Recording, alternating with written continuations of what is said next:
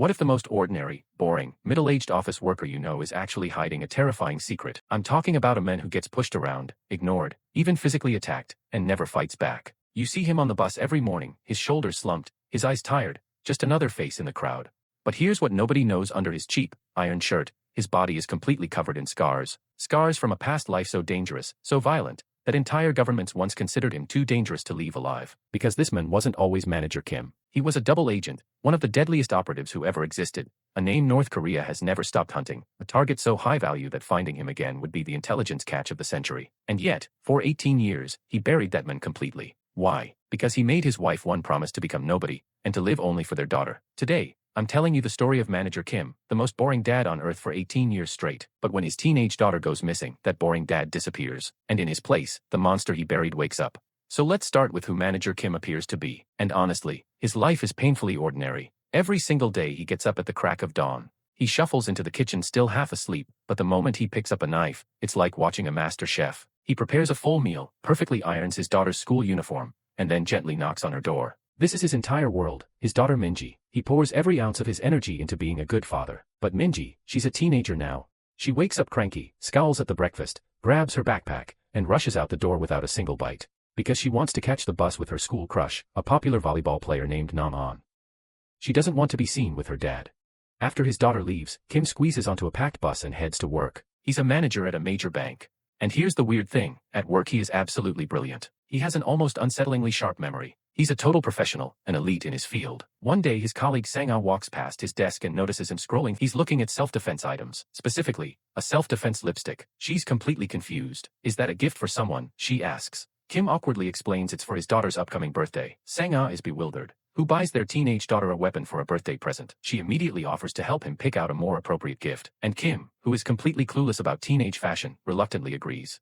So after work, Sang-ah drags him to a shopping mall. She has a plan. She'll run off to pick out a gift while Kim stands in line to pick up a cake she ordered. When it's finally his turn at the counter, the staff asks him to scan a barcode that Sang-ah texted him. Kim pulls out his ancient flip phone, the kind that can barely send a text let alone display an image. He just stands there completely frozen, embarrassed. Lucky for him, Sang-ah swoops in just in time. She shows him the gift she picked. It's a trendy jacket that costs a whopping 500,000 won. Kim almost chokes when he sees the price. He immediately tries to return it. But Sang-ah and the saleswoman both team up to convince him. This is what all the cool teenage girls are wearing, they tell him. Your daughter will love it. Kim, wanting so badly to make his daughter happy, finally caves in. He takes the jacket home and carefully hides it away. Already imagining the smile on Minji's face when she opens it, he has no idea that this birthday will never come. He has two close friends from his mysterious past. There's Han-soo, who now works as a taekwondo instructor teaching little kids, and then there's Jin-chul, a big, enthusiastic guy with a heart of gold who can't stop himself from meddling in other people's business. The three of them gather at a small restaurant, and both friends beg Kim to stay out a bit longer. Your daughter is grown up now. Clinging to her too much will just push her away, they argue. But Kim keeps anxiously checking his watch, counting the minutes until he can go home. While a group of loud, rowdy thugs re-smoking, shouting, completely disrespecting everyone. The restaurant owner politely asks them to put out their cigarettes, and they explode, screaming insults and threatening the entire establishment. Jin-chul, being the righteous man he is, immediately starts burning with anger. Han-soo desperately grabs his arm. We're middle-aged men now with glasses. We promise to leave that life behind. Don't play hero. But finally Jin-chul can't hold back when a fatty thug makes a rude joke about her daughter. He flies into a rage and single-handedly beats the living daylights out of every single thug. The entire restaurant is in shock. How did this ordinary-looking chubby 40-year-old man just demolish an entire gang? And what does our Mr. Kim do? While all the chaos is exploding, he quietly slips away and heads home to his daughter. Then the police arrive and taser him, restraining him on the spot. But this fight, this small slip-up, will soon send shockwaves that threaten to destroy his carefully built life. Meanwhile, Minji is dealing with her own nightmare at school. She's being viciously bullied by a group of mean girls. The ringleader is a cruel, wealthy girl who constantly targets Minji because she doesn't have a mother. Every single day, they insult her. They've invented this malicious lie that she smells bad. They say she reeks of a single father, of middle-aged men. No matter how fiercely Minji talks back, the words cut deep into her heart, leaving her feeling insecure and worthless. One day, the bullies cross a line. They steal Minji's gym clothes and throw them into the trash can. Then they stand there laughing, taking photos to humiliate her, while Minji just stands there helpless, holding back tears. And then something beautiful happens. A kind classmate named Nam-han, the same boy she secretly has a crush on, sees her pain. Without a word, he quietly takes off his own jacket and hands it to her, covering her up. Minji's heart nearly bursts. The most popular, handsome boy in school just showed her kindness. The next day, she buys strawberry milk as a thank you and shyly approaches him to return the jacket. To her absolute shock, Nam-han later texts her, saying he wants to get to know her better. Minji stares at her phone, blushing, her heart racing. For the first time in a long time, she feels genuinely happy.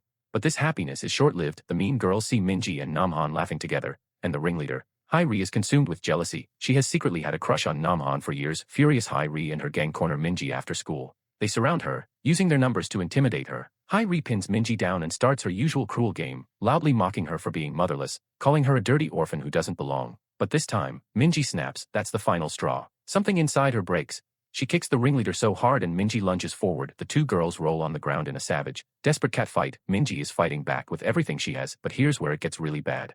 The bully's father is Director Chu, a terrifyingly powerful man whose very presence radiates a murderous aura that makes businessmen tremble. Kim is immediately summoned to the school. He arrives to find his daughter desperately begging him to believe her, telling him that they attacked her first and to trust her. But what does Kim do? He does the only thing he believes he can do to protect his daughter's future. He gets down on his knees. In front of everyone, the man who was once the deadliest secret agent in North Korea, kneels and bows his head to Hairi's dad. He begs for forgiveness and promises him that he will get his daughter transferred to another school. Minji watches, her heart shattering into a million pieces.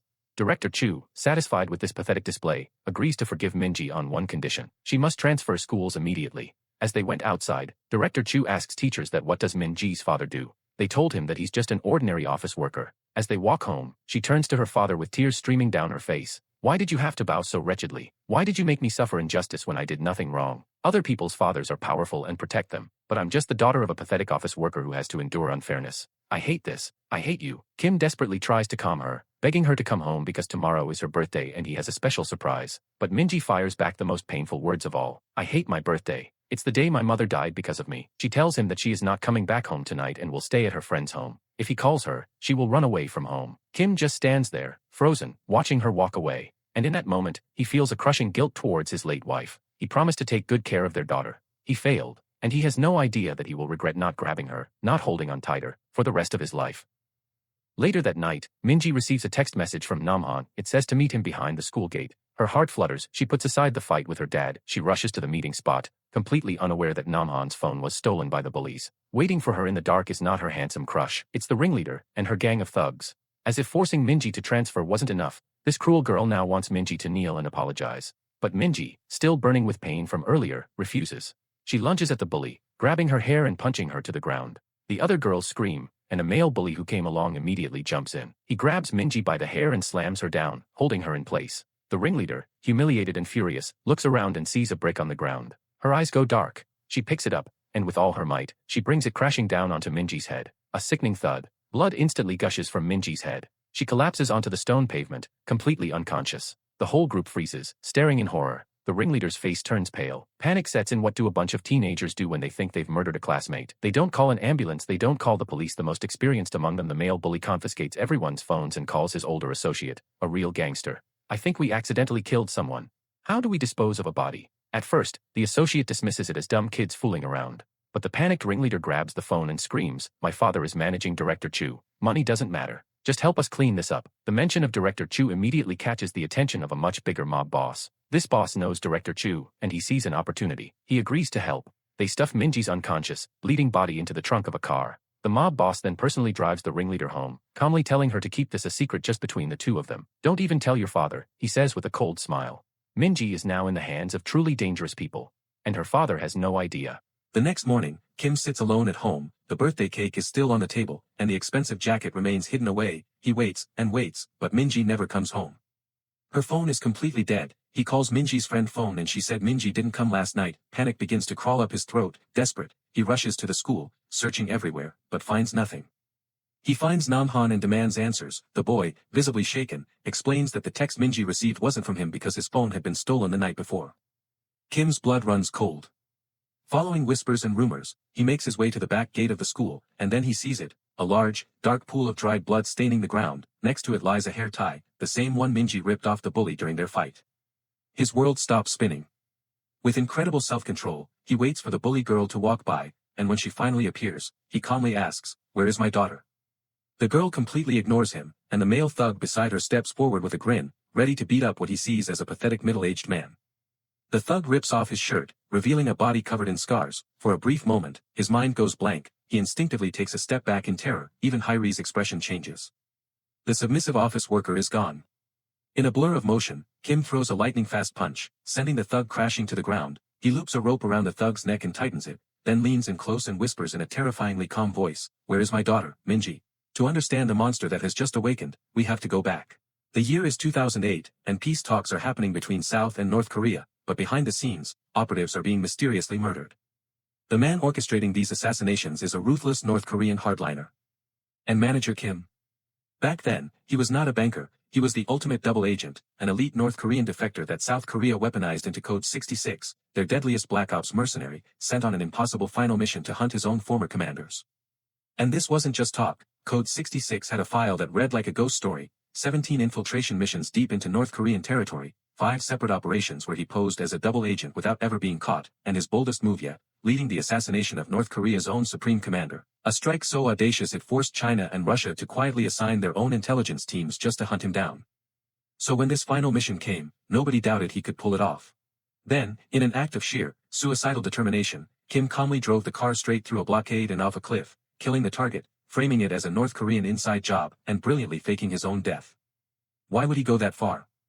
Because the South Korean military promised that this one mission would be his last, and he would be discharged, finally free to return to his pregnant wife. He went directly to his South Korean commander, pressed a gun to his head, and made the threat crystal clear, "If you break your word, I will wipe out this entire unit." They let him go. He raced to the hospital just as his wife went into labor, and a beautiful baby girl was born, but his wife didn't survive. Before closing her eyes, she gave him one final request: name her Minji, leave your past behind, just be her father. For 18 years, Kim kept that promise. He buried his skills, his rage, his identity, and he became a nobody. But what happens next changes everything, because now, they took his daughter, and the promise is over. The beaten thug finally breaks, and gives Kim the location of the gang's hideout. He sheds the skin of Manager Kim, and becomes Agent Kim once more. Kim races home and pulls out a suitcase that hasn't seen daylight for 18 years.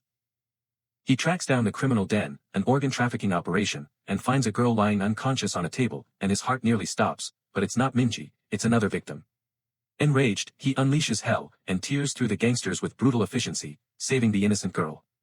He captures the associate who helped dispose of Minji, ties him to a chair, and begins a cold, violent interrogation. The terrified man can only give up the name of the mob boss, but he says he only communicates through a group chat, he can't reach the boss directly. Kim, unsatisfied, shoots the man in the groin. "If my daughter is dead," he says, his voice void of emotion, "you and your entire family will be buried with her." Right then, a message pops up from the mob boss.